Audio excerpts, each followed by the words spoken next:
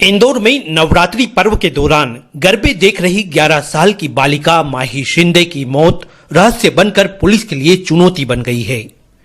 माही के सिर में मेटल की नुकीली चीज से हुए घाव के बाद उपचार के दौरान हुई मौत और बालिका की मां रक्षा शिंदे द्वारा बताए गए घटनाक्रम के आधार पर पुलिस हर बिंदु पर गहराई से पड़ताल में जुट गई है।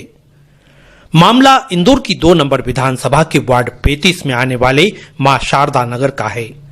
ऐसे में क्षेत्रीय विधायक रमेश मेंदोला और वार्ड पार्षद मनोज मिश्रा सहित इलाके के बीजेपी नेता और अन्य कार्यकर्ता बालिका की मां रक्षा शिंदे के साथ पुलिस कमिश्नर से मिलने उनके कार्यालय पर पहुंचे। आइए पहले सुने आखिर घटना के बारे में माही की मां रक्षा शिंदे क्या बताना चाह रही है। बच्चों को लोग गरबा देखने ले जाते हैं। मेरे हस्बैंड थे शॉप पे, हमारी शॉप है किराने की। जनरली में दोनों बच्चों को, मेरा एक बेटा भी है, दोनों बच्चों को मैं गरबे देखने लेके गई। वहाँ पर जाके जैसे लेडीजों में जाके बैठते हैं अपन, नीचे जाके हम बैठ गए। बच्ची बैठ गई, मेरा बेटा बैठ गया, हम बैठ गए। बच्ची बोली, अरे मम्मी यहाँ नया कारपेट बिछा है। तो मैंने क्यों बेटा?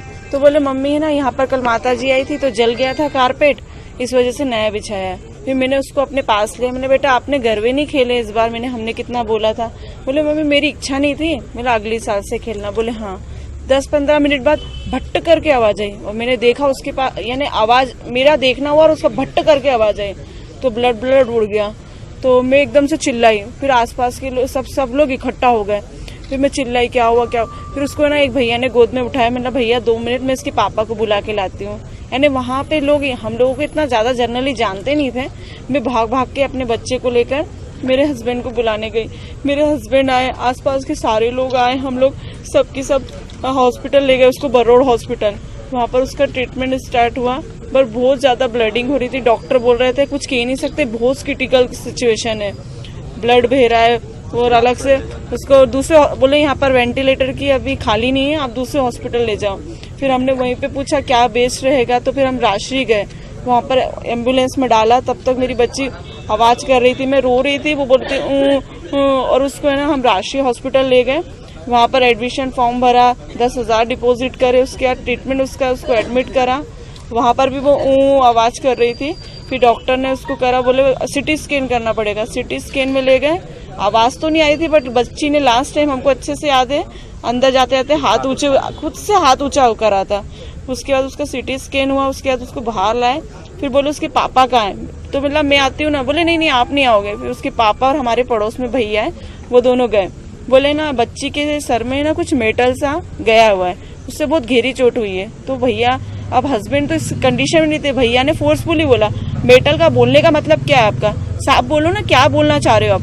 तो बोले गोली गई है। तो ये वही शौक हो गए। हम वही शौक हो गए। रात में आप थाने पे भी गए थे, क्या बोला गया था आपको? थाने पे नहीं गए हम सर, हमको यानी ऐसा सोचा ही नहीं था हमने कि गोली लग जाएगी हमारी बच्ची को। भट्ट करके आवाज आई, पर कोई गेस कर सकता है कि अपने बच्चे को कोई गोली मारेगा? हम लोग है ना रात को वहाँ पर, फिर उसके बाद राष्ट्रीय हॉस्पिटल से वहाँ थाने में विजिट किया। फिर वहाँ से सर आए थे, तो मैंने उनको बताया था। उन्होंने सब पूछा कि क्या हुआ क्या नहीं, उन सबको सब चीजें बताई थी।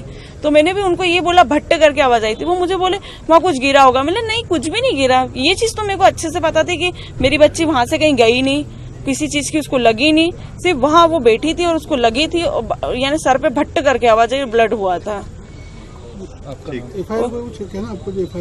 एफआईआर तो हो गई है, उसमें कुछ चेंजेस ठीक है, एफआईआर तो कर दी है यहाँ से।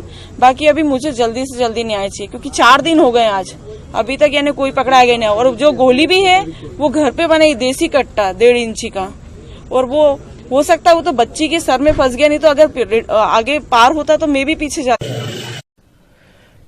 चर्चा यह भी है कि बालिका माही की मौत जिस चीज से हुई वो गोली हो सकती है। ऐसे में पुलिस यह पता लगाने की कोशिश कर रही है कि अगर गोली चली तो किससे और किन हालातों में।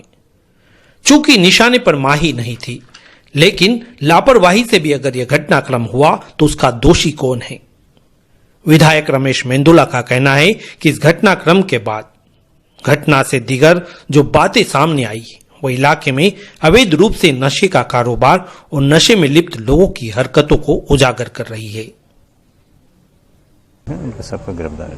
इसी मामले में कि और भी मामले थे तो बढ़ते अपराधों को लेकर? देखिए, इसके साथ साथ जो क्षेत्र में ड्रग्स है, जो मादक पदार्थ बिक रहे हैं, उसके बारे में सभी जनप्रतिनिधि हमारे पार्षद ने चर्चा की है। और जो समस्या है, जो बच्चे जो ड्रग्स को लेकर जो उनके परिवार के लोग भी परेशान हैं कि पता नहीं नशा उनको कहाँ से मिलता है और वो करते हैं, और उसके कारण उनका पूरा परिवार भी और आसपास के लोग भी वो मरने मारने पर उतारू हो जाते हैं। ऐसा ड्रग्स का नशा है कि उनको सोचता ही नहीं कि कोई अपना है, पराया है, कुछ सोचता नहीं, किसी को भी वो मारते हैं।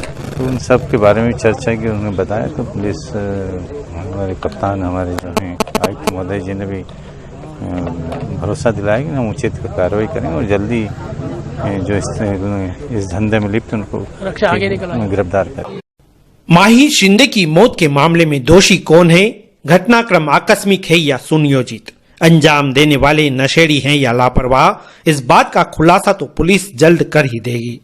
लेकिन विधायक मेंदोला द्वारा नशे के खिलाफ उठाया गया ये कदम नशे के सौदागरों के साथ जिम्मेदारों को सचेत करते हुए चेतावनी भी देता नजर आ रहा था। जो पाउडर और गांजा फीम जो बिक रहा है, उस क्षेत्रों को भी रोकडाउन की जाए, और जो आपराधिक प्रवृत्ति के लोग हैं जो पाउडर का या जो अफीम गांजा का सेवन कर रहे हैं, वो लोग अपराध कर रहे हैं, तो उन पर भी अंकुश किया जाए। इस तरह की बातों करने के लिए हम यहाँ पर कमिश्नर साहब से आए थे, आदरणीय विधायक रमेश मेंदोला जी के नेतृत्व में, और कमिश्नर साहब ने हमको आश्वस्त कराया कि हम ये जो घटना घटी है, इसके आरोपियों को जल्द से जल्द पकड़ेंगे और उनको कठोर से कठोर सजा दिलाएंगे।